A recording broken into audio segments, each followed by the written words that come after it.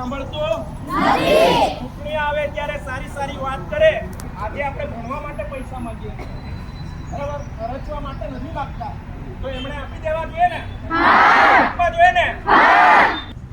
યુસુફભાઈ કીધું તેમ આપણા ગામમાં ભાજપના કોઈ આગેવાન હોય તો એમના ઘરે જઈને કહેજો કે અમારી શિષ્યવૃત્તિ ચાલુ કરાવો. તો આપણા ગામમાં કોઈ ભાજપ પ્રેરિત તાલુકા પંચાયતના સદસ્યો તો એમને કહેજો કે અમારી શિષ્યવૃત્તિ ચાલુ કરાવે. જિલ્લા પંચાયતના સદસ્યો તો કહેજો અમારી શિષ્યવૃત્તિ ચાલુ કરાવે.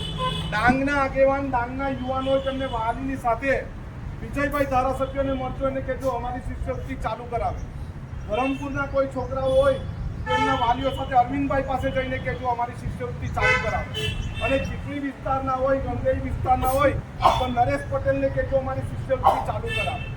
જ્યારે વિદ્યાર્થીઓ અને આદિવાસી સમાજના હક અને અધિકાર માટે લડવાનું હોય ત્યારે શું કરવા તમે એસી ઓફિસમાં બેસી જાઓ છો, કેમ રસ્તા પર નથી?